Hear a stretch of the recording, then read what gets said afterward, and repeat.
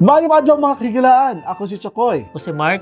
Kami ang Wandering Kusina. So mga ka-Wonders, last video natin is the seafoods. Seafoods. Ngayon naman, mag-seafoods naman ulit tayo kasi ito naman yung shrimp cake roll. Yes, para siyang Shanghai or Yes, para siyang Shanghai. Shanghai. Pero ang laman niya is Shrimp. Napakadali lang gawin itong recipe na ito.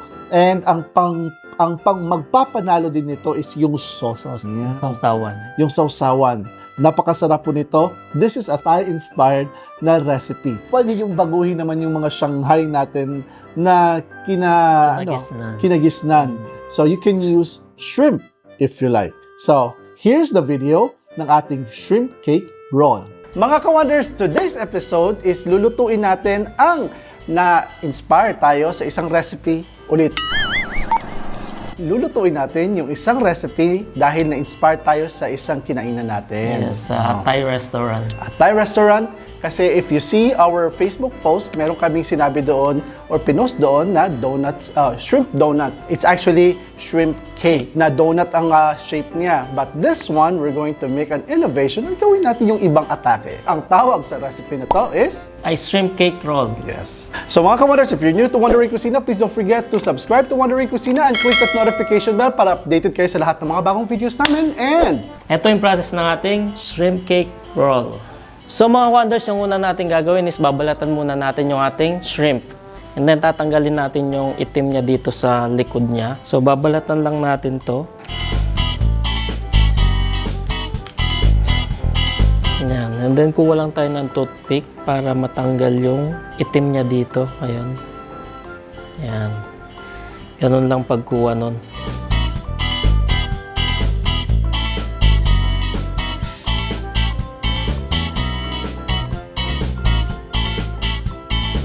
So yan mga Wonders, na balatan na natin yung ating shrimp. Ito na siya. So now, set aside muna natin itong ating mga shrimp. So now mga Wonders, maghihiwa muna tayo ng bawang. So gagamit tayo dito ng mga 5 bawang or 6.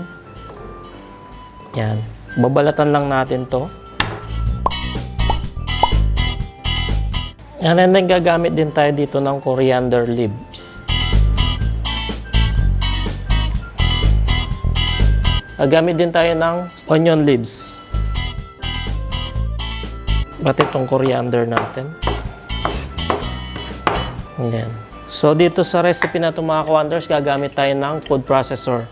2 set yung gagawin natin kasi medyo marami itong ating shrimp. So 1 kilo itong shrimp natin na to. So 2 set yung gagawin natin. So ilagay lang natin dito sa ating food processor. Then yung ating cilantro tsaka onion leaves. Then 3 bawang. Then lalagyan natin ng white pepper, 1/2 teaspoon, 1/2 teaspoon of salt. So takpan lang natin siya and then i-grind lang natin siya hanggang maging paste.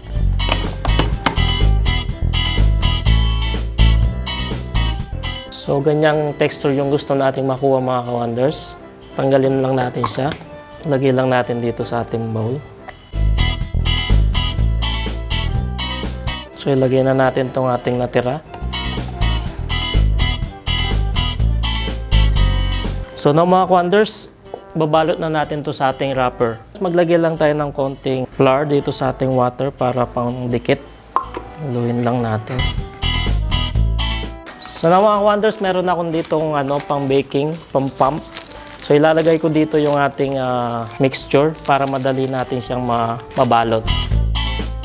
Para madali natin siyang malabas. Malagkit kasi siya. Yan. so nag-test ka kanina, tapos ang kinalabasan ng test niya mga ka-Wonders, Lumabas lahat yung parang akala ko kandila to eh. lumabas yung laman.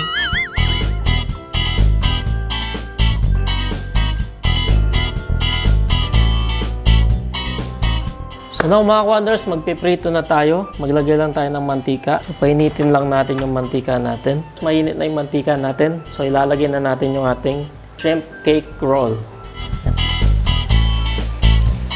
So yan mga ka-Wonders, luto na to. Nag-golden brown na siya. Wow!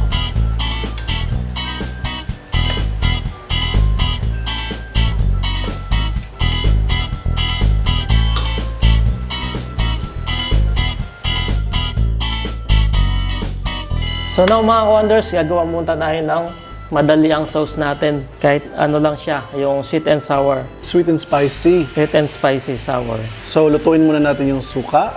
Mga half cup of suka. Then lagyan natin ng honey, mga 2 tablespoon. Yan itong ating pressed garlic, tsaka yung coriander and pressed chili. Naku, maanghang itong konti. Masarap yan. So, lutuin muna natin yung chili at saka yung garlic. Lagyan natin ng 1 tablespoon ng sugar, pinch of black pepper. So, lagyan natin ng konting fish sauce, mga 1 tablespoon. So, now lagay natin itong ating pangpalapot, Slurry natin. yung cornstarch natin na may tubig. Yan, oh. Clear na sauce. So, tapos na ito mga ka-wonders. Lagay lang natin dito. Yan. So mga ka-wonders, ito na yung ating shrimp cake roll with the sweet and spicy sour sauce. So yan mga ka-wonders, super dali lang ng ating pang 10th recipe sa Christmas natin. That's right. So, sana magustuhan nyo at gawin nyo. As in like, kakaiba siya. So, you have to make it. You have to do it. Basta i-try nyo lang for sure. Hindi kayo magsisisi na i-try nyo yan. And it will be something different sa inyong panlasa. At especially, sa mga bisita ninyo, magugustuhan yan for sure. So mga ka-Wonders, kung bago lang kayo dito sa Wondering Cucina, please don't forget to subscribe to Wondering Cucina and click that notification bell para updated kayo sa lahat ng mga bagong videos namin. Then, meron din tayo social media account, Facebook, Instagram, and TikTok. Yes, follow us on those social media accounts. So mga ka-Wonders, maayong Pasko sa inyong tanan. So, 2 more recipes para makumpleto na natin ang ating 12 recipes for Christmas. Ako si Chakoy. Ako si Mark. Stay cool, stay safe, stay blessed, and peace. Maayong Pasko. Merry Christmas!